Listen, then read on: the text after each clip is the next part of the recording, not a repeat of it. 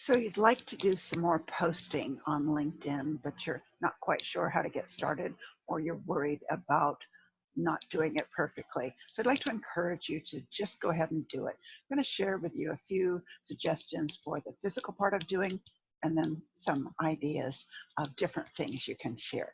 So I'm going to share my screen and see if we can give you a couple of examples here. So on your home newsfeed page, you get to that either by the LinkedIn icon or the home icon. And in this area here, you want to start a post. Now, even if you're sharing an article, you're not going to click on write an article. That's for original content. I would call that a more advanced thing. I'm not going to show you that here today. We're just talking about starting a post. Now, let's talk about the simplest thing to share, and that would be a link. And I saved a link here with any luck, and it's an article from Forbes magazine about women on corporate boards. So I've already actually shared that. I'm going to show you what it looks like when it's done. So I wrote a little introduction. I always recommend writing something about it. Otherwise, why would anybody care what the link's about? They could go and have found it themselves in the paper, but tell them why you want them to read. So in my case, I had been talking to a number of clients who had been appointed as board members or wanted to be eligible to be on boards. And so it was an interesting topic to me and them. So I put a little introductory sentence. That's the link. Now, I don't know whether you noticed that, but LinkedIn automatically shrunk that long link from Forbes into their own short version, so it looks a little tidier. You can have your own short version from Bitly or something, but this works just fine. And I put in a couple of hashtags.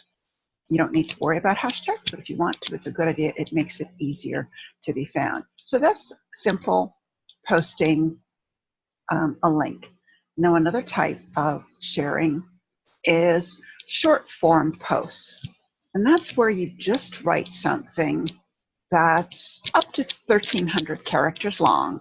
So what is that? Like the long paragraph. It's not very long. This, I think, is a little bit less than that, but it's in this range. You're just talking to people, sharing something. I had good results with this one. You never know what's going to get results. You have to experiment a little.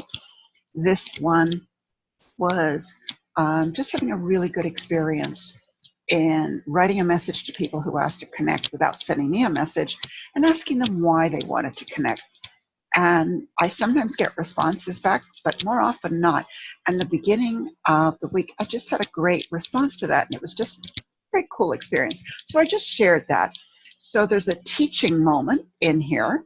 And it's just sharing something genuinely from the heart. And I just wrote it down and I added a couple of hashtags. There are no links. LinkedIn in general does not like links. The algorithm doesn't like links, but partly that's based on people. People don't like links because it takes them out of the page they're on. So it works well not to use links, but all different kinds of posting can be appropriate. So this one had pretty good results. I had 126 likes, 27 comments. Now you'll see I had 8,819 views of my post in the newsfeed. Unfortunately, that does not mean that those 8,800 people saw my post.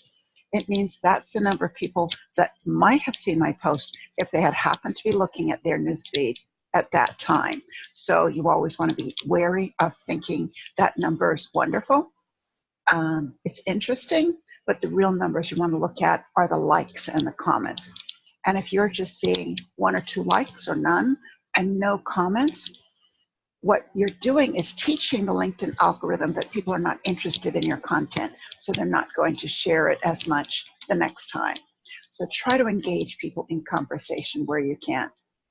And then another type of link I'm going to show you is the video link. And this was only available the last year or so.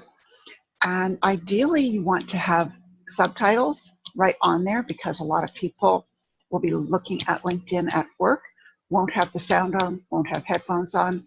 So good to have subtitles. When it first came out on LinkedIn, LinkedIn really promoted it, pushed it because it was their new toy. And now it's been around for a while. It still gets good visibility because people like videos. So they'll be inclined to watch it, share it, and you can get some good visibility from that. So go ahead and try video if you're feeling brave. I have to get very brave to do video. There are some other kinds of posts, but if you can get started with any of these, I think you'll be doing well. And if you need more help, you can talk to me, Sandra Clark, at LinkedIn Mentoring, and I'll be happy to give you some guidance. I look forward to seeing what you post and share on LinkedIn. Let me know so I can take a look and be one of the people that likes and comments on it.